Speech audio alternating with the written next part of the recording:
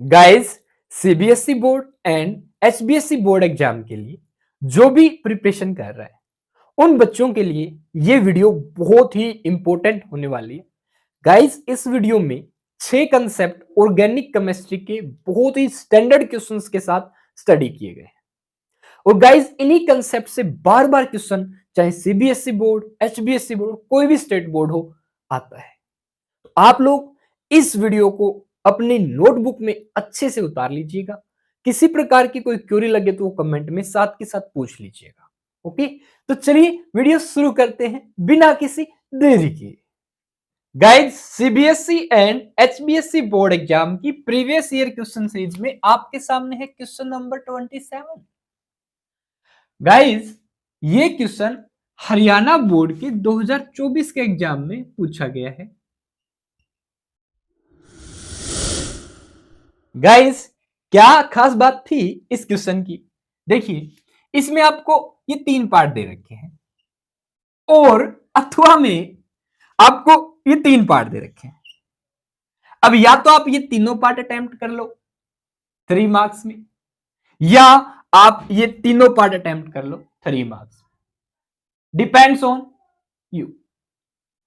Guys, A B C part तीनों एक एक नंबर के हैं और 3 कंसेप्ट हैं। सेम तीनों पार्ट्स एक एक नंबर के हैं और 3 कंसेप्ट रखते हैं। तो मैं कह सकता हूं आपको कुल मिला के इसके अंदर 6 कंसेप्ट हैं जिनकी स्टडी हम इस वीडियो में करें। गाइस, पहले मैं आप लोगों को 2 मिनट के अंदर इन 6 क्वेश्चंस के आंसर बता देता हूं, एक एक लाइन में, एक एक वर्ड में, फिर कंसेप्ट की स्टडी करेंगे। ठीक है, 1 बाय 1। अब पहला क्वेश्चन क्या है भाई? PKb of aniline. एनिलीन का पीकेबी ज्यादा होता है किससे? मिथाइल अमाइन से। क्यों? बिकॉज मिथाइल अमाइन ज्यादा बेसिक होता है। किससे भाई? एनिलीन से। जो ज्यादा बेसिक होगा उसका पीकेबी कम होगा, जो कम बेसिक होगा उसका पीकेबी होगा ज्यादा।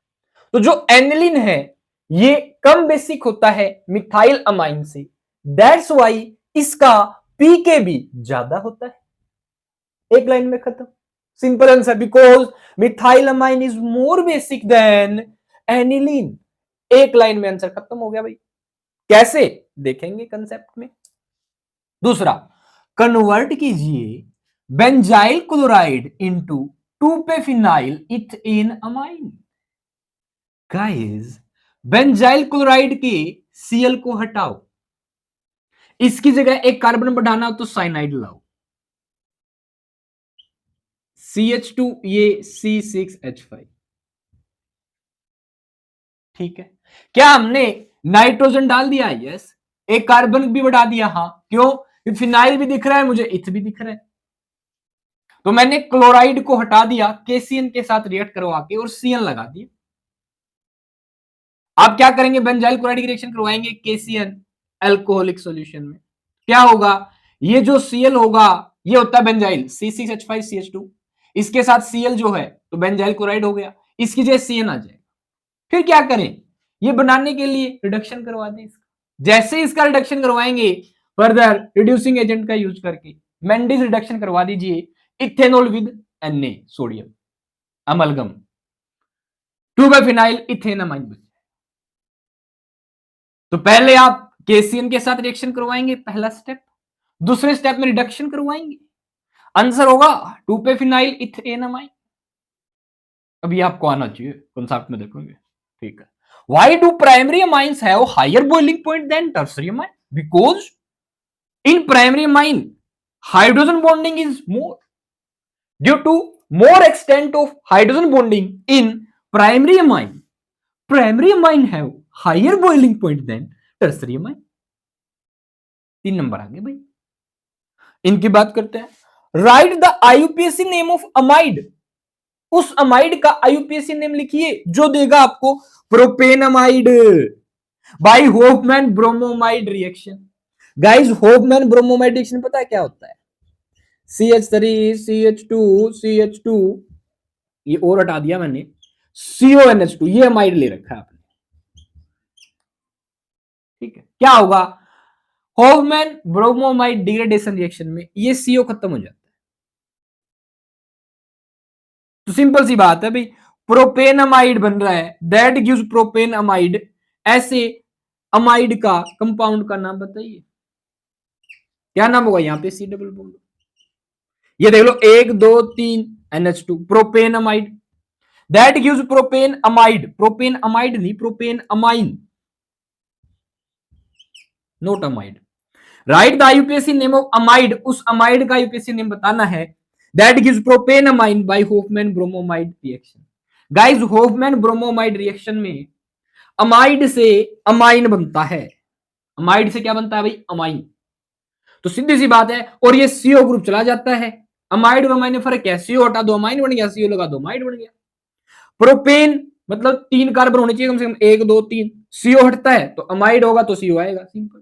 क्या नाम है इसका देख लो, 1 2 3 4, butane amide, butane amide, 1 2 3 4 but, ane single bond, पूरे ग्रुप का नाम अमाइड, ब्यूटेन अमाइड नाम है इसका, एक अक्षर butane amide.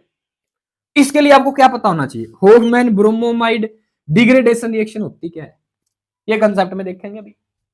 Next, arrange the following in increasing order of their basic strength, basic strength जिसकी ज्यादा उसको पहले, इंक्रीजिंग ऑर्डर पूछा है, जिसकी बेसिक स्ट्रेंथ सबसे ज्यादा उसको सबसे लास्ट में लिखिए। क्या खास बात थी इस क्वेश्चन की, गाइस ये एनिलीन, एनिलीन से ज्यादा बेसिक होता है अमोनिया, अमोनिया से ज्यादा बेसिक है ये C2H5NH2, इससे ज्यादा बेसिक है ये, भाई क्वेश्चन में दे ही रखा था। बस इंक्रीजिंग के लिए क्या करना है आपको, जब भी इंक्रीजिंग ऑर्डर रखे तो ये वाला निशान लगाते हैं, उल्टा डी समझ सकते हो, इसमें देखो डी ऐसे बनता है, डी ये होता है डिक्रीजिंग ऑर्डर, ये डिक्रीजिंग ऑर्डर के लिए है, इनइक्वालिटी कहते हैं मैथमेटिक्स में इसको, ये वाला निशान बड़ा छोटा जो बताता है हमें, इनइक्वालिटी। अगर आपने इनइक्वालिटी ऐसे यूज कर रखी है, ये होता है इंक्रीजिंग ऑर्डर, ये वाला बड़ा हुआ इस तरफ जो लिखोगे, ये वाला छोटा। जब डी ऐसे बनाओगे इनइक्वालिटी को, तो इसे कहते हैं डिक्रीजिंग ऑर्डर। अब डिक्रीजिंग ऑर्डर को कैसे याद लिखोगे, भी बच्चे भूल जाते हैं, कैसे याद करेंगे, सिंपली देखो, जब आप डिक्रीजिंग ऑर्डर में लिखते हैं तो डी बन जाता है, डी ऐसे लिखते हो ना, याद रह जाए, तो सीधा दे ही रखा था, कुछ ज्यादा कुछ करना नहीं था। Name one chemical test to distinguish between aniline and benzylamine, aniline और बेंजाइलमाइन को डिस्टिंग्विश करना है भाई, दो टेस्ट है हमारे पास, एक तो नाइट्रस एसिड टेस्ट, एक ही का नाम बताना, बता दिया, नाइट्रस एसिड टेस्ट खत्म। दूसरा azo dye test, nitrous acid test, azo dye test. तो गाइस इस तरीके से आपकी ये 6 के 6 क्वेश्चन अटेम्प्ट हो जाते हैं।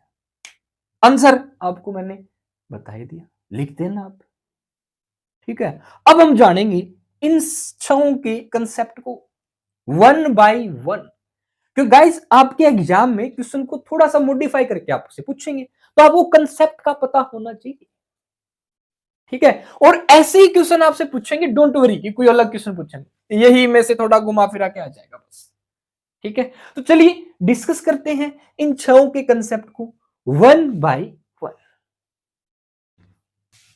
ए पार्ट के कंसेप्ट को देखते हैं पहले, देखो भी क्या बोल रहा है, पीकेबी, पहले तो पीकेबी का मतलब समझो भाई क्या है, देखो केबी का मतलब है, के का मतलब कांस्टेंट, बी का मतलब base, ionisation constant of base, Kb होता है ionisation constant of base, constant of base, simple शब्दों में गाइस केबी जितना ज्यादा होगा वो कंपाउंड या वो बेस उतना ही ज्यादा बेसिक होगा, उतना ज्यादा क्या होगा भाई, बेसिक, तो उसकी बेसिक स्ट्रेंथ क्या होगी, ज्यादा, ठीक है। ओके, जिसका केबी हुआ कम उसकी बेसिक स्ट्रेंथ भी क्या होगी, कम, ठीक है। ओके, अब पी क्या है, जैसे आप निकालते हो ना पीएच, पीओएच, पीएच बताते हैं आप, तो ये पी होता है पावर, और ये एक प्रकार से एक फंक्शन को इंडिकेट करता है कि पी के भी बराबर होगा माइनस ऑफ log बेस 10 केबी की, यानी कि जो केबी यहां पे जिसको भी ले रखा है आपने उसके उल्टे लग जाएंगे, जब आप पीकेबी निकालो। आप ऐसे समझ सकते हो ये एक आयोनाइजेशन कांस्टेंट है केबी, और ये पी के चक्कर में पड़ गया। पी फॉर समझ गए होंगे। तो पी के चक्कर में पड़ते बेटा आपके उल्टे लग जाते हैं। ठीक है, तो यही बात यहां समझ लीजिए। जैसे आप अकेले थे, केबी थे आप स्ट्रोंग, जितने ज्यादा होंगे उतनी ज्यादा तुम्हारी स्ट्रेंथ होगी। तुम्हारा केबी जितना ज्यादा होगा उतनी ज्यादा तुम्हारी स्ट्रेंथ होगी। ठीक है, पर अगर आपके नीचे लग गया पी, आप पी में पड़ गई, तो बेटा क्या होगा, आपकी जो स्ट्रेंथ है ना जितनी ज्यादा होगी ना वो आपके अपोज में काम करेगी, आप उतने नीचे चले जाओगे। तो माइनस ऑफ लॉग बेस 10 केबी से निकालोगे पी के बी, सिंपल फॉर्मूला है इसका। माइनस मतलब केबी के उल्टे लग गए, समझ गए होंगे, लग गए। अब इन्होंने क्या बोला कि पी के बी एनिलीन का ज्यादा होता है, इसका मतलब एनिलीन के लग गए। ठीक है, या सिंपल शब्दों में जिसका पीके भी हुआ ज्यादा उसकी बेसिक स्ट्रेंथ क्या हो जाएगी, कम। बोलो, यानी जिसकी बेसिक स्ट्रेंथ कम है उसका पीके भी क्या होगा, ज्यादा। और जिसका पीके भी कम है, इस तीर का मतलब समझो कम, उसकी बेसिक स्ट्रेंथ क्या होगी, ज्यादा। समझिए, जिसका के भी ज्यादा होगा उसका पीके भी कम होगा, या जिसका पीके भी कम होगा उसका के भी होगा ज्यादा। सेम, जिसका पी के भी है कम उसका पी के, जिसका के भी है कम उसका पी के भी होगा ज्यादा।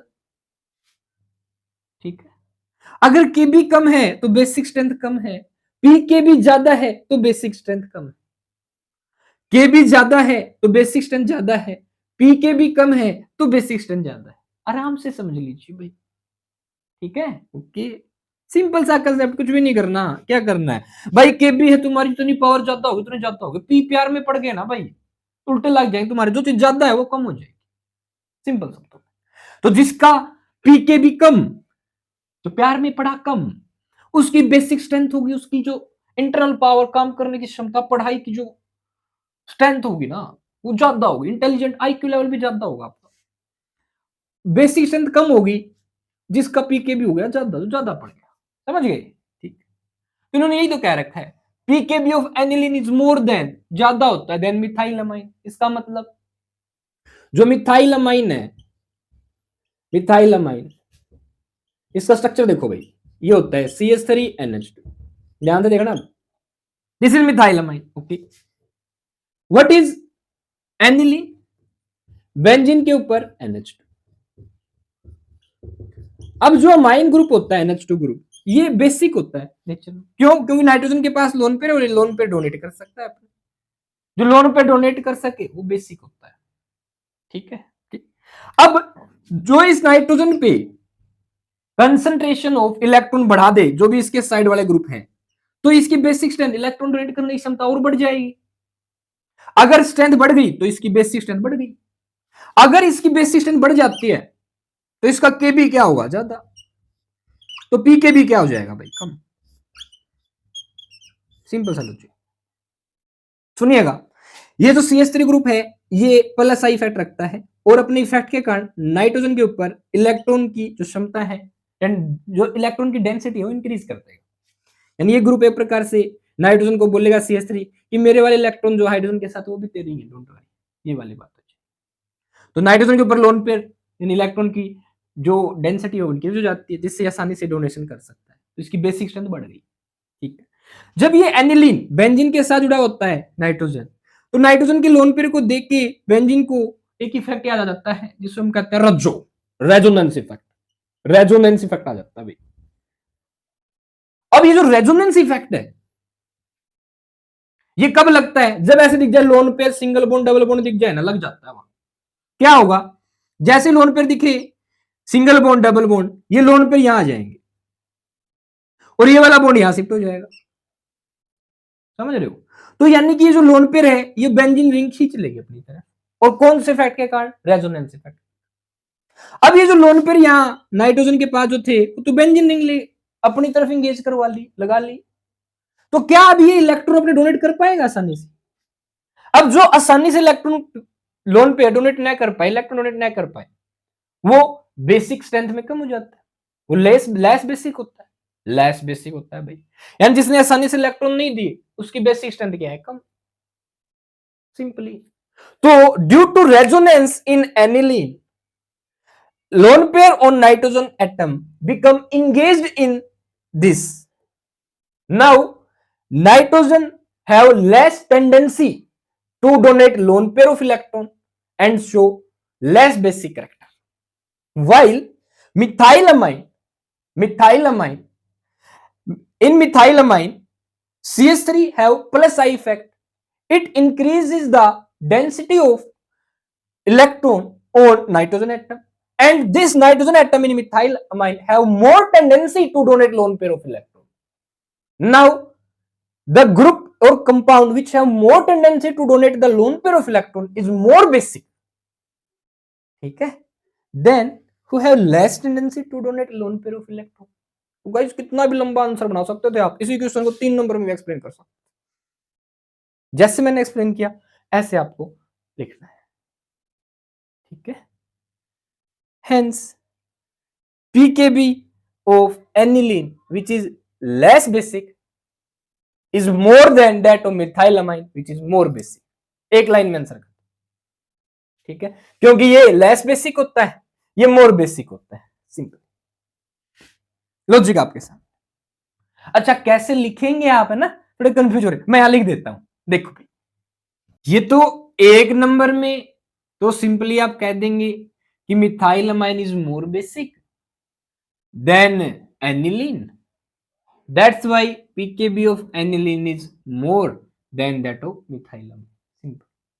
बट अगर 3 मार्क्स में लिखना पड़ जाए तो भाई, तो आपको अच्छे से एक्सप्लेन करना पड़ेगा, क्या भाई, methylamine is more basic amine than aniline due to plus I effect of methyl group in methylamine, ठीक है, कि मिथाइलमाइन ज्यादा बेसिक हो गया, ये एक लाइन लिख दी, उसके बाद simply pKb of aniline is more than that of methyl, खत्म, 1 नंबर में हो गया, ठीक।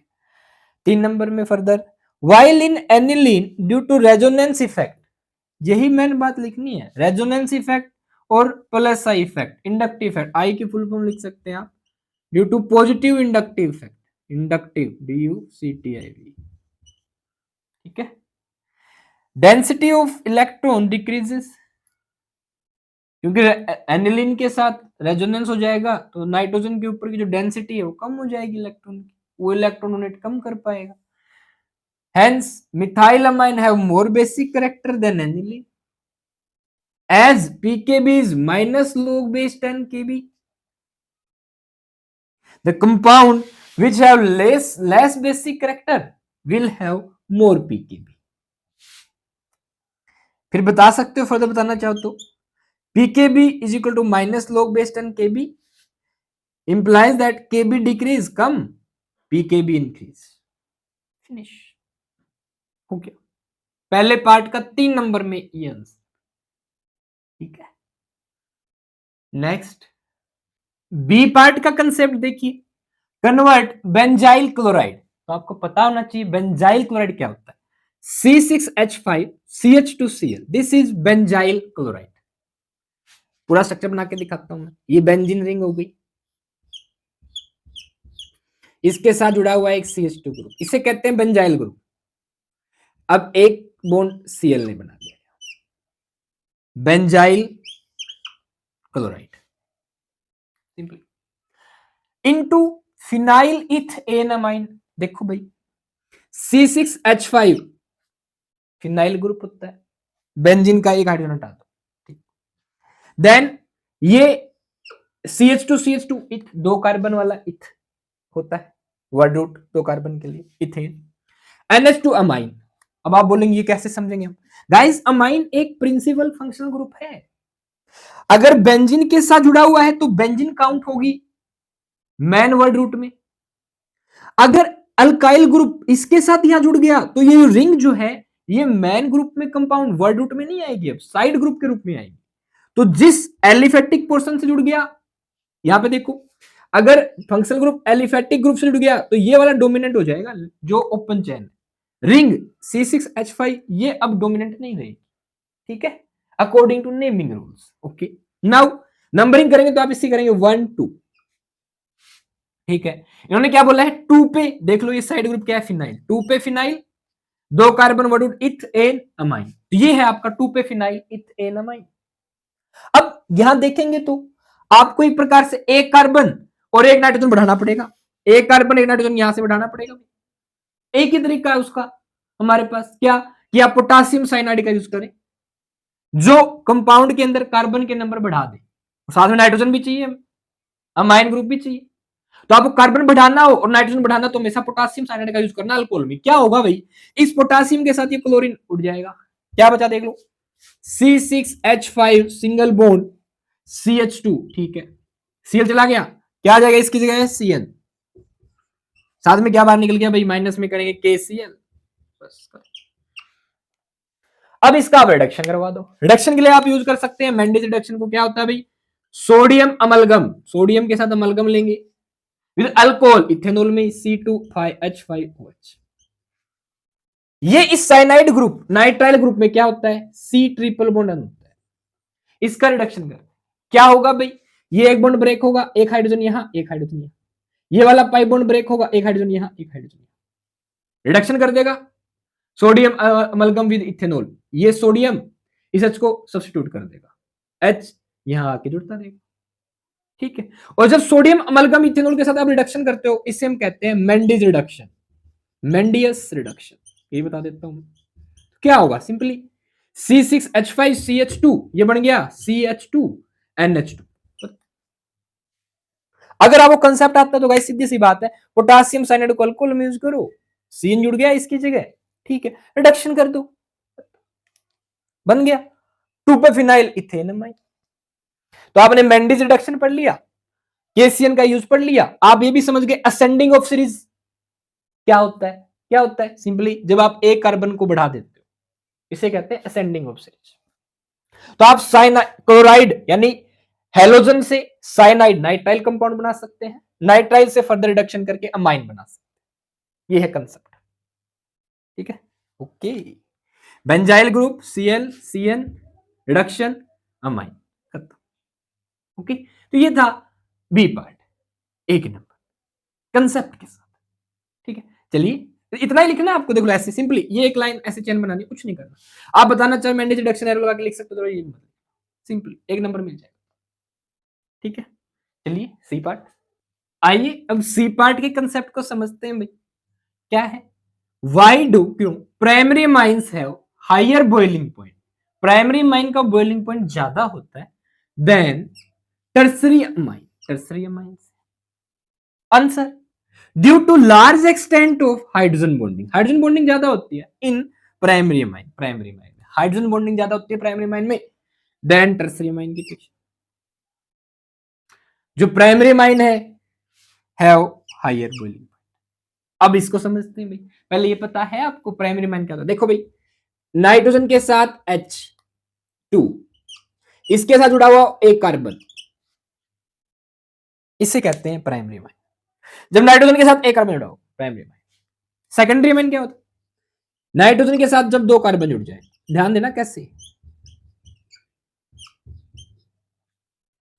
जब नाइट्रोजन से दो कार्बन जुड़े हो, एक कार्बन के साथ बॉन्ड ये, एक कार्बन के साथ बॉन्ड ये, नाइट्रोजन के साथ दो कार्बन जुड़ने का मतलब ये है, ये नहीं है C2H5NH2। अब डायरेक्टली नाइट्रोजन के साथ एक ही कार्बन जुड़ा हुआ है, जब नाइट्रोजन के साथ डायरेक्टली दो कार्बन जुड़े हो इसे कहते हैं सेकेंडरी अमाइन, ठीक है। टर्सरी अमाइन किसे कहेंगे, जब नाइट्रोजन के साथ तीन कार्बन जुड़े हुए, CH3 CH3 CH3, ये है tertiary amine. This is secondary amine, this is tertiary amine, this is primary amine. अब आप बोलेंगे मैं तो कंफ्यूज हो रहा हूं, कैसे याद करूंगा, सिंपल तरीका देख, कोई भी हाइड्रोजन नहीं है टर्सरी अमाइन, एक हाइड्रोजन है नाइट्रोजन के साथ सेकेंडरी अमाइन, दो हाइड्रोजन है नाइट्रोजन के साथ प्राइमरी अमाइन, ऐसे समझ ले। बढ़िया तरीका क्या है भाई, नाइट्रोजन के साथ एक कार्बन जुड़ा हुआ हो डायरेक्ट, चाहे अब ये कितनी बड़ी चैन हो प्राइमरी अमाइन कहलाएगा। नाइट्रोजन के साथ डायरेक्ट बॉन्ड हो दो कार्बन के साथ सेकेंडरी अमाइन, तीन कार्बन टर्सरी अमाइन। अब गाइस इस नाइट्रोजन पे दो हाइड्रोजन है, ये जो अमाइन है क्या करेगा, देखो गौर से, नाइट्रोजन के साथ ये हाइड्रोजन, दूसरा हाइड्रोजन, दूसरा हाइड्रोजन, नाइट्रोजन के साथ ये दूसरा अमाइन बना रहा हूं मैं, CH3, ठीक। ऐसे कोई और नाइट्रोजन के साथ हाइड्रोजन यहां बनाते हैं, नाइट्रोजन के साथ hydrogen, hydrogen, CH3। Boiling point के कंसेप्ट को समझिए। बॉइलिंग पॉइंट कब देखते हो आप? जब इस पूरे मॉलिक्यूल का दूसरे मॉलिक्यूल से सेपरेशन हो जाए, तो ये बॉइल कर जाएंगे, गैसियस स्टेट में कन्वर्ट हो जाएंगे लिक्विड से, यानी इन दोनों मॉलिक्यूल्स के बीच फोर्स ऑफ अट्रैक्शन क्या हो जाएगा? कम, ठीक है। अब ये नाइट्रोजन दूसरे मॉलिक्यूल के हाइड्रोजन के साथ क्या बना लेगी? Hydrogen bonding. क्या कंडीशन होती है? हाइड्रोजन डायरेक्टली नाइट्रोजन से जुड़ा हुआ हो, और 3 एलिमेंट ही हाइड्रोजन बॉन्डिंग बनाते हैं, F1, फ्लोरीन, ऑक्सीजन, नाइट्रोजन। ये हाइड्रोजन इस नाइट्रोजन से हाइड्रोजन बॉन्डिंग बना रहा है। कब बना पाएगा ये हाइड्रोजन? जब ये खुद नाइट्रोजन से जुड़ा हुआ हो, या ऑक्सीजन जुड़ा हुआ हो, या फ्लोरीन जुड़ा हुआ हो, तभी बना सकता है। ये हाइड्रोजन बॉन्डिंग की कंडीशन है, ठीक है। अब ये बना सकता है हाइड्रोजन बॉन्ड, ठीक है। कितने ग्रुप हैं? 2। तो ये वाला हाइड्रोजन इसके साथ बना लेगा, ऐसी फर्दर चलती रहेगी। ये वाले भी किसी ने किसी हाइड्रोजन बॉन्डिंग बना लेगा, ये भी किसी ने किसी से हाइड्रोजन बॉन्डिंग बना लेगा। तो जो हाइड्रोजन बॉन्डिंग है 1 2 3, एक और हाइड्रोजन बॉन्डिंग, क्योंकि हाइड्रोजन और जुड़ सकता है, एक्सटेंट ऑफ हाइड्रोजन बॉन्डिंग बढ़ जाएगा। प्राइमरी अमाइन में 2 हाइड्रोजन तो सीधे हैं जो खुद जुड़ जाएंगे, ये नाइट्रोजन भी बनाएगा इसके साथ, एक और नाइट्रोजन बनाएगा इसके साथ, तो हाइड्रोजन बॉन्डिंग हो जाएगी। अब अगर हाइड्रोजन बॉन्डिंग हो गई, hydrogen bonding one dimensional force of attraction से ज्यादा स्ट्रॉन्ग फोर्स होता है। देखिए गाइस, साइज के कारण जो अट्रैक्शन होता है इसे कहते हैं one dimensional force of attraction, ठीक है। अगर हाइड्रोजन और नाइट्रोजन की लिंकेज हो रही है तो इसे कहते हैं hydrogen bonding. Hydrogen bonding is strong force than one dimensional force, ठीक है। अब ये अगर स्ट्रॉन्ग फोर्स है तो इस फोर्स को, इस हाइड्रोजन बॉन्डिंग को ब्रेक करने के लिए हमें ज्यादा अमाउंट ऑफ हीट देनी पड़ेगी, ज्यादा अमाउंट ऑफ हीट देनी पड़ेगी, इसका मतलब ज्यादा टेम्परेचर करना पड़ेगा, ज्यादा टेम्परेचर करना पड़ेगा, इसका मतलब बॉइलिंग पॉइंट ज्यादा होगा। टर्सरी अमाइन के केस में देखिए क्या है भाई साहब, कोई नाइट्रोजन ही नहीं, हाइड्रोजन ही नहीं है इसके पास, लो एक और टर्सरी अमाइन बना लो, इसी को ना दूं, इसकी लिए सीएस को बनेगा टर्सरी अमाइन, कोई हाइड्रोजन बॉन्डिंग है नहीं, हाइड्रोजन ही नहीं है यार डायरेक्ट। अब आप बोलोगे ये हाइड्रोजन है तो 3 गाइस, कंडीशन क्या है? ये जो हाइड्रोजन है, अगर ये हाइड्रोजन बॉन्डिंग तभी कर सकता है जब ये खुद, ये वाला हाइड्रोजन तभी हाइड्रोजन बॉन्डिंग कर सकता है इसके साथ जब ये खुद नाइट्रोजन, फ्लोरीन और ऑक्सीजन जुड़ा हुआ हो, तो कार्बन जुड़ा हुआ है, तो ये हाइड्रोजन बॉन्डिंग नहीं करेंगे, ठीक है। दैट्स व्हाई टर्सरी अमाइन का बॉइलिंग पॉइंट कम होगा, किससे? प्राइमरी अमाइन से। तो ये बॉइल करने में जो क्यों भाई, इनका बॉइलिंग पॉइंट भी तो होगा कुछ, तो होगा क्यों गाइस? ये अमाइन आपस में वन डायमेंशनल फोर्स से अट्रैक्ट है एक दूसरे से, वन डायमेंशनल फोर्स इनके बीच।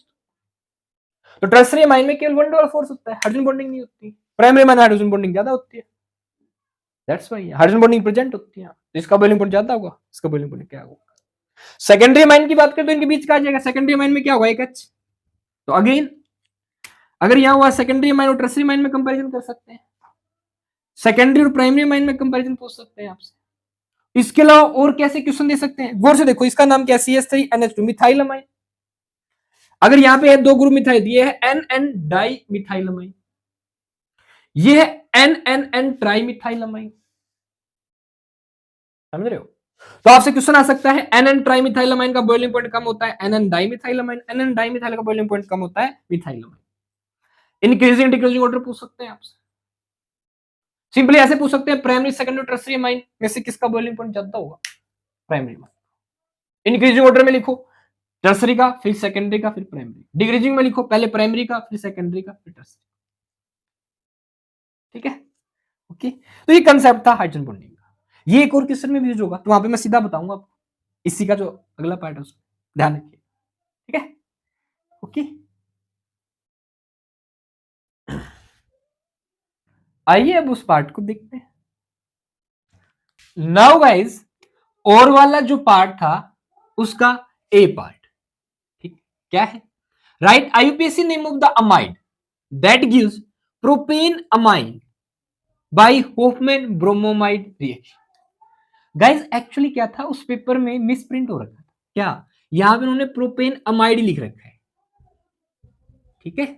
ये एग्जाम पेपर में ऐसा लिख रखा था प्रोपेन अमाइड, तो एक्चुअली प्रोपेन अमाइड नहीं बनना है, अमाइन, प्रोपेन अमाइन ये टर्म से, ठीक है। पेपर में ये करेक्शन ध्यान रखिए। राइट आईयूपीएसी नेम लिखना आपको, तो अमाइड का, तो अमाइड का बता दो आप IUPAC name, that gives propanamine by Hofmann's bromamide reaction. ये सही क्वेश्चन है, ठीक है, करिए भाई आंसर। तो पहले डिस्कस कर लेते हैं होफमैन ब्रोमोमाइड रिएक्शन को, ठीक है। देखिएगा CH3 CH2 CH2, यही है वो अमाइड जो आपको होफमैन रिएक्शन द्वारा अमाइन देगा। क्या देगा? अमाइन। क्या? CH3 CH2 CH2 NH2। लो भाई देखो ध्यान से, ये हो गया प्रोपेन, ये हो गया अमाइन। तो क्या आपको प्रोपेन अमाइन मिल गया? यस, प्रोपेन अमाइन मिल गया हमें, ये है प्रोपेन अमाइन, ठीक। किससे मिला? ये अमाइड CONH2 फंक्शनल ग्रुप होता है अमाइड। क्या नाम है इसका? नंबरिंग इसे शुरू करेंगे 1 2 3 4, 4 कार्बन है तो क्या हो गया? But. Single bond N E आएगा। फंक्शनल ग्रुप का नाम है अमाइड, लिखते हैं CONH2 को AMID। अब अगर प्राइमरी सफिक्स के बाद कोई भी AEI-OUY आए तो इस ई को हटा देते, पूरा आईयूपीएसी नेम क्या बन गया? Butanamide. This is IUPAC name.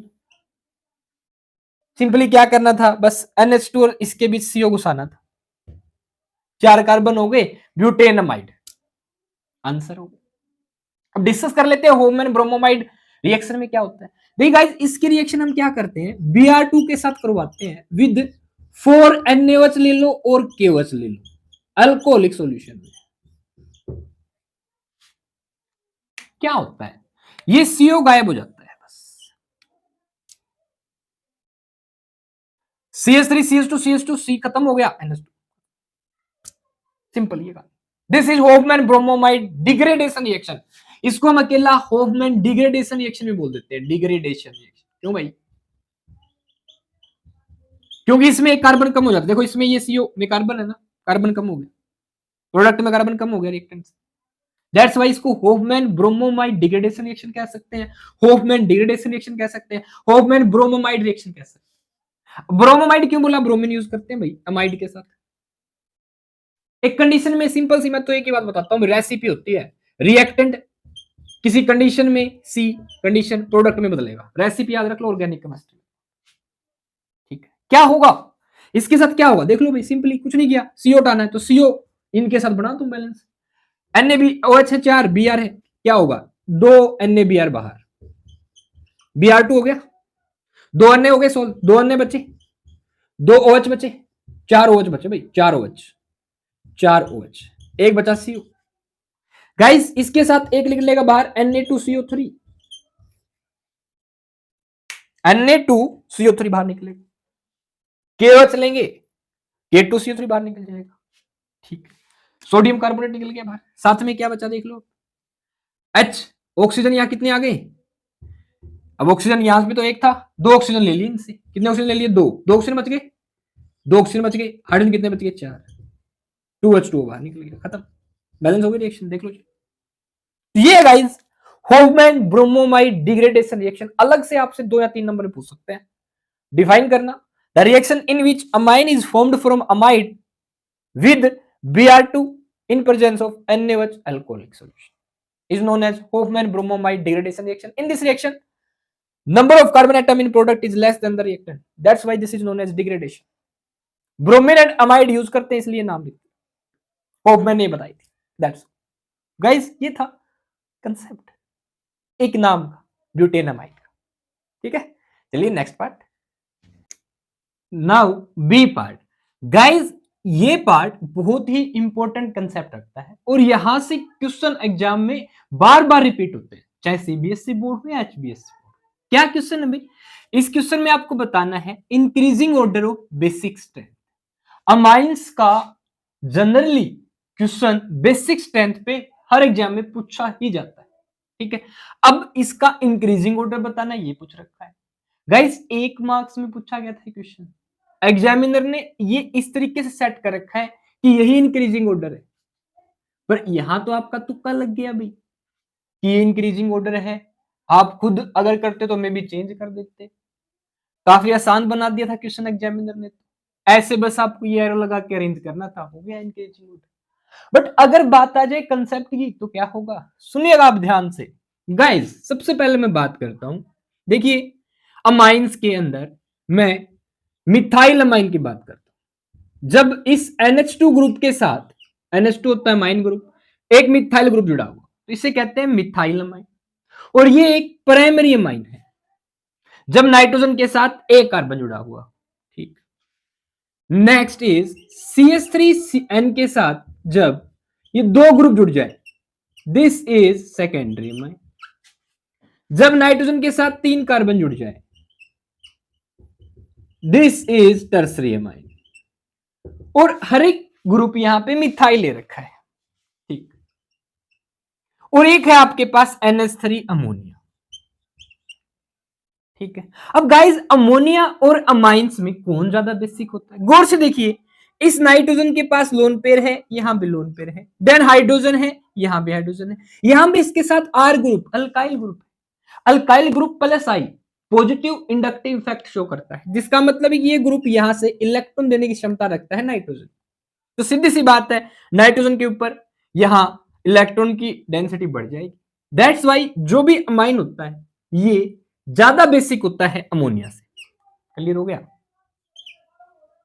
ठीक है, अमोनिया की बात करूं मैं फर्दर एनिलीन से, ये बेंजीन रिंग इसके साथ जुड़ा हुआ NH2, इससे बात करूं तो भाई देखिए ये जो बेंजीन रिंग है, यहां पे नाइट्रोजन के पास है लोन पेयर, तो लोन पेयर के कारण lone pair single bond double bond resonance effect हो जाता है, और ये लोन पेयर यहां डबल बॉन्ड बना लेता है, ये बॉन्ड फर्दर यहां आ जाता है। तो एक प्रकार से ये जो लोन पेयर है ये यहां बेंजीन रिंग के ऊपर डिस्ट्रीब्यूट हो जाता है। अब नाइट्रोजन कम लोन पे डोनेट कर पाएगा, तो इसका बेसिक स्ट्रेंथ इस अमोनिया से भी कम हो जाता है। तो सिंपल शब्दों में aniline is less basic than ammonia, ammonia is less basic than amines, कोई भी एलिफेटिक अमाइंस की बात चलती है। ठीक है, तो ये एनिलीन और ये अमोनिया, तो एनिलीन से ज्यादा बेसिक कौन हो गया, अमोनिया। डन। अब यहां दे रखा है ethyl amine C2H5 group with NH2, this is primary amine. ठीक है, प्राइमरी इथाइल है यहां पे मिथाइल ले रखा है। गाइज यही कंसेप्ट है जो मैं आपको बता रहा हूं, आपसे पूछे जाने की मैक्सिमम प्रोबेबिलिटी यहां से है। दिस इज सेकेंडरी अमाइन पर दोनों ग्रुप इथाइल है, दिस इज टर्सरी अमाइन, दोनों ग्रुप है इथाइल। अब यहां पे खास बात है, मैं बहुत ही सिंपल शब्दों में आपको बता देता हूं क्या खास बात है भाई। गाइस अगर आप प्राइमरी सेकेंडरी और टर्सरी अमाइन को गैसियस सोलवेंट में लेते हैं, गैसियस स्टेट में लेते हैं, किसमें लेते हैं, गैसियस स्टेट में लेते हैं, ये तीनों गैसियस स्टेट में, ये तीनों गैसियस स्टेट में है, और पानी के अलावा किसी और सोलवेंट नॉन एक्वस सोलवेंट में लेते हैं,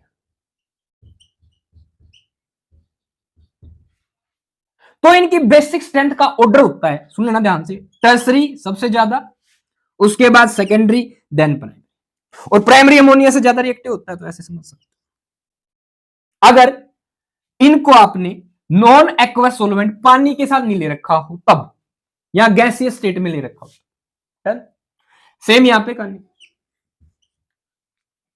तो कंफ्यूजन कॉन्सेप्ट किस बात का, सुनना ध्यान से। अगर आपने प्राइमरी सेकेंडरी अमाइन को ले लिया वाटर में, मतलब एक्वस सॉल्यूशन में, ध्यान दीजिएगा भाई, अगर ग्रुप जुड़ा हुआ इथाइल तो ये जो सेकेंडरी है ये ज्यादा बेसिक होता है, उसके बाद ये जो टर्सरी है ये ज्यादा बेसिक होता है, उसके बाद ये जो प्राइमरी है ये ज्यादा बेसिक। तो in aqueous solution secondary amine is more basic then tertiary amine, tertiary amine is more basic than primary amine, primary amine more basic than ammonia then aniline. ये सीक्वेंस चलेगा किसमें, एक्वस सॉल्यूशन। किसके लिए, जब ethyl group हो। यहीं पे aqueous solution में अगर मिथाइल ग्रुप हो, ये सारे किसमें हो भाई, एक्वस पानी में, तब क्या कहानी होगी, सबसे पहले होगा सेकेंडरी, उसके बाद आएगा प्राइमरी, उसके बाद आएगा टर्सरी। ये क्या सीन भाई, अगर मिथाइल ग्रुप को ध्यान कर लेना भाई, सेकेंडरी अमाइन पानी में ले रखा हो एक्वस सॉल्यूशन में ज्यादा बेसिक होता है, उसके बाद ये अमाइन ज्यादा बेसिक होता है, फिर टर्सरी अमाइन ज्यादा बेसिक होता है, देन अमोनिया, फिर एनिलीन। ये सीक्वेंस चलता है एक्वस सॉल्यूशन। दोनों में देखो इथाइल के साथ 2 फिर 3 फिर 1, मिथाइल के साथ 2 1 3। याद रखने का तरीका भाई सुन लो ध्यान से, 213 बनता है ये 2 1 1, 213 नंबर, ये 231 नंबर। अब इथाइल बड़ा ग्रुप है मिथाइल से, तो बड़े में बड़ा नंबर 231, छोटे में छोटा नंबर 213। याद रखने का तरीका, फिनिश। इसके बाद देन अमोनिया की बारी, देन एनिलीन की बारी।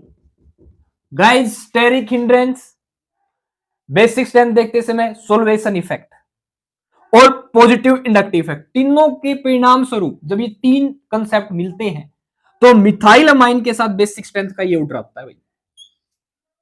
इथाइल अमाइन के साथ या अमोनिया, देन एनिलीन। अब मेरी बात ध्यान से सुन लेना भाई, ये कहानी जो मैंने बताई है ये है नॉन एक्वस, सॉरी ये कहानी है एक्वस सॉल्यूशन के लिए, वाटर के लिए।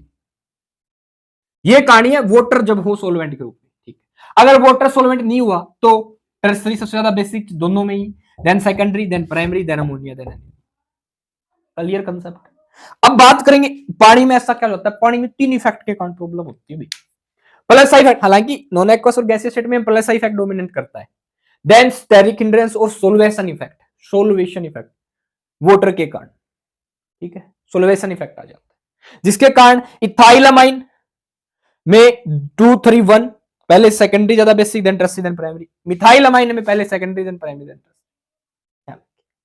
तो गाइस ये था। अब यहां पे नोट कर लो, ये मैंने लिखा है डिक्रीजिंग ऑर्डर, ये है इंक्रीजिंग ऑर्डर, ये भी है डिक्रीजिंग ऑर्डर। देख लो सिंपल तरीका पहचानने का, भाई डी बन रहा हो, ये देखो ऐसे बना डी, डी ऐसे लिखते हो डिक्रीजिंग ऑर्डर। इंक्रीजिंग ऑर्डर में इसका उल्टा भी समझ लो, तो ये भी ध्यान रखना, कई बार बच्चे इंक्रीजिंग ऑर्डर की जगह डिक्रीजिंग ऑर्डर लिख देते हैं, कंसेप्ट बदल जाता है। अगर उन्होंने पूछा डिक्रीजिंग ऑर्डर तो ये वाली इस तरीके से जाना, ये वाली डी बननी चाहिए। अगर पूछा इंक्रीजिंग ऑर्डर तो यही बनना चाहिए, ध्यान रखिए, ठीक है। ओके चलिए next part. Now guys C part की बात करते हैं। Give name of one test to distinguish aniline from benzyl amine. ठीक है, आपको एनिलीन को डिस्टिंग्विश अलग करना है बेंजाइल अमाइन से, इसके लिए एक टेस्ट का नाम बताओ। सिंपली मैं आपको दो टेस्ट के नाम बता देता हूं। पहला है नाइट्रस एसिड टेस्ट, हो गया, क्वेश्चन का आंसर तो हो गया भाई। दूसरा है एजोडाई टेस्ट, ठीक है। अब बात है कैसे, देखो अकॉर्डिंग टू क्वेश्चन तो आपको केवल नाम ही बताना था, ये नहीं बताना था कैसे। उससे पहले ये भी जान लो एनिलीन और बेंजाइलमाइन में डिफरेंस क्या है। देखो भाई, बेंजीन के साथ डायरेक्ट अगर NH2 ग्रुप जुड़ा हुआ है, दिस इज एनिलीन, ये है एनिलीन। एनिलीन एक एरोमेटिक अमाइन है, बेंजीन से डायरेक्ट NH2 ग्रुप जुड़ा हुआ है। तो बेंजाइलमाइन क्या होता है, ये देखो भाई, बेंजीन के साथ जुड़ा हुआ पहले CH2 ग्रुप, CH2 से जुड़ा हुआ NH2 ग्रुप। तो यहां पे अमाइन ग्रुप जो है ये डायरेक्ट एलिफेटिक ग्रुप से जुड़ा हुआ है, अल्काइल ग्रुप से जुड़ा हुआ है, तो ये एक प्रकार से एलिफेटिक अमाइन है। ध्यान दीजिएगा, ठीक है। पूरा कंपाउंड जो है ये है एलिफेटिक, एरोमेटिक एलिफेटिक अमाइन, ठीक है। कैसे सेपरेट करेंगे, देखिए बेंजाइल अमाइन को एनिलीन से कैसे सेपरेट करेंगे, बोला है नाइट्रस एसिड टेस्ट से। ये क्या सीन है, देखिए जो होनो होता है HONO, इसे हम कहते हैं नाइट्रस एसिड। होनो किसी भी एलिफेटिक अमाइन के साथ रिएक्ट करके कहीं पे आपको NH2 और CH2 ग्रुप दिख जाए, अल्काइल ग्रुप दिख जाए, तो वहां पे जो होनो है ये इसके साथ रिएक्ट करके इस तरीके से, देखो मैं बता रहा हूं, H2O N2 और OH अल्कोहल बनाता है। क्या होगा, ये बेंजाइल अमाइन होनो के साथ रिएक्ट करके बेंजाइल अल्कोहल बनाएगा, साथ में N2 गैस रिलीज होगी, साथ में वाटर, ठीक है। ओके, यानी होनो के साथ बेंजाइल अमाइन रिएक्शन करके बेंजाइल अल्कोहल बना लेगा, जबकि जो ये एनिलीन है ये होनो के साथ रिएक्ट तो कर लेगा पर अल्कोहल नहीं बनाएगा। N2 गैस रिलीज नहीं करेगा। ठीक, क्या बनाएगा भाई होनो के साथ रिएक्ट करके? ये होनो के साथ रिएक्ट करके बेंजीन डायजोनियम क्लोराइड बनाएगा। दो नाइट्रोजन आ जाएंगे Cl। ठीक है, मैं होनो के बारे में बता देता हूं आपको। होनो NaNO2 और HCl से बनता है। ठीक है, Na के साथ HCl बाहर चला जाता है, HONO जुड़ जाता है। एक्चुअली NO2 का स्ट्रक्चर ये होता है, ये है NaNO2 NaNO2। ये NaHCl के साथ चला जाएगा, NaCl बाहर, ये H यहां जाएगा, बन गया होनो। और गाइज ये 0 से 5 डिग्री सेल्सियस पे ही जब टेम्परेचर इस रेंज में रखेंगे तभी एनिलीन होनो के साथ रिएक्ट करके इतने टेम्परेचर पे बेंजीन डायजोनियम क्लोराइड बनाता है। अल्कोहल और नाइट्रोजन गैस रिलीज नहीं करता है, जो बेंजाइल अमाइन करता है। ठीक है, तो इस तरीके से आप नाइट्रस एसिड टेस्ट का यूज करके बेंजाइल अमाइन को अलग कर लेंगे एनिलीन से। ठीक है, एजोडाइड टेस्ट का क्या सीन है गाइज? एनिलीन पहले होनो के साथ रिएक्ट करके बेंजीन डायजोनियम क्लोराइड बनाता है। फिर ये बेंजीन डायजोनियम क्लोराइड फर्दर एक प्रकार से मैं कहूं इसने रिएक्ट कर ली फिनोल के साथ, इसे रिएक्ट कर लिया अभी फिनोल के साथ, और यही बेंजीन डायजोनियम क्लोराइड ने रिएक्ट कर ले एनिलीन के साथ। और भी मॉलिक्यूल होंगे एनिलीन के, तो क्या होगा, यहां से H और यहां से Cl, HCl बाहर निकल जाएगा और ये आपस में जुड़ जाएंगे। कैसे भाई? देखो, ये बेंजीन रिंग, बीच में दो नाइट्रोजन, यहां पे तक, यहां पे होगा NH2 एनिलीन। अगर आपने फिनोल लिया तो यहां पे हो जाएगा OH। अब ये जो दो नाइट्रोजन जब ये बेंजीन डायजोनियम क्लोराइड एनिलीन के साथ रिएक्ट करता है तो ये डाई बनती है ऑरेंज कलर की। जब एनिलीन रिएक्ट करता है तो ऑरेंज कलर की डाई बन जाती है। ठीक है, अगर फिनोल लिया तो बनेगी डाई येलो कलर की। यानी कि जब एनिलीन की रिएक्शन आप बेंजीन डायजोनियम क्लोराइड के साथ करवाते हैं, समझ रहे हो, तो क्या होगा, एक प्रकार से ऑरेंज कलर की डाई बनेगी। इसे हम कहते हैं एजोडाइड टेस्ट। या आप एनिलीन से बेंजीन डायजोनियम क्लोराइड बना लिया आपने, फिनोल के साथ ऐड करवाते हैं तो बनेगी येलो कलर की डाई। यानी फिनोल और एनिलीन दोनों बेंजीन डायजोनियम क्लोराइड के साथ डाई बनाते हैं। डाई, बालों की डाई समझ सकते हो, येलो कलर की, ऑरेंज कलर की। ठीक है, इसे हम कहते हैं एजोडाइटस। एजो क्यों बोला? दो नाइट्रोजन है भाई इसमें, साथ नाइट्रोजन की लेटर में इस्तेमाल होती है एजो। तो एजोडाइड टेस्ट कौन देता है? एनिलीन। कौन नहीं देता? Benzyl amine. Nitrous acid test alcohol बनाते हुए कौन देता है? Benzyl amine. कौन नहीं देता? एनिलीन। ठीक है, एनिलीन अल्कोहल नहीं बनाता, क्या बनाता है? Benzene diazonium chloride. ठीक है, ओके। हाँ, एनिलीन को पहले हम होनो के साथ रिएक्ट करवा के बेंजीन डायजोनियम क्लोराइड बनाएंगे, फिर फर्दर अगेन दोबारा एक और मोल एनिलीन का रिएक्ट करवा के एजोडाई बनाते हैं। ठीक है, तो इस तरीके से आप नाइट्रस एसिड टेस्ट का यूज करके और एजोडाइड टेस्ट का यूज करके बेंजाइल अमाइन को एनिलीन से सेपरेट कर सकते हैं। ठीक है, या आप कह सकते हैं डायरेक्ट एरोमेटिक अमाइन को आप एलिफेटिक अमाइन से सेपरेट कर सकते हैं। ठीक है, दैट्स ऑल गाइस। ये था क्वेश्चन जिसके अंदर 6 कंसेप्ट थे। गाइस ये क्वेश्चन आपके हरियाणा बोर्ड में आया और इससे रिलेटेड जो भी कंसेप्ट है इन्हीं से फर्दर क्वेश्चन आपसे पूछे जा सकते हैं जो मैंने आपको बताए हैं। और गाइस यही क्वेश्चन आपसे 3-3 मार्क्स में भी पूछे जा सकते हैं। जैसे मैंडेज रिडक्शन हो गया, होफमैन ब्रोमोमाइड डिग्रेडेशन रिएक्शन हुई जिसको हमने इसी क्वेश्चन में अटेम्प्ट किया था। बेसिक स्ट्रेंथ पूछ सकते हैं आपसे मिथाइल अमाइन की, इथाइल अमाइन की। गैसियस सोलवेंट में पूछ सकते हैं, गैसियस स्टेट में पूछ सकते हैं, वाटर एज सोलवेंट में पूछ सकते हैं, नॉन एक्वस सोलवेंट में पूछ सकते हैं। तो गाइज ये वीडियो आपके लिए काफी इंपॉर्टेंट है। इस वीडियो को आप अगर आपने एक बार देख ली है तो अच्छे से आप अपनी नोटबुक में बनाइए, 2 से 3 बार इसको देखिए ताकि आपको कंसेप्ट क्लियर हो जाए। किसी प्रकार की कोई क्यूरी हो तो आप कमेंट में पूछिए, आपको जल्द ही आंसर मिलेगा। ठीक, अच्छे से पढ़िए। All the best.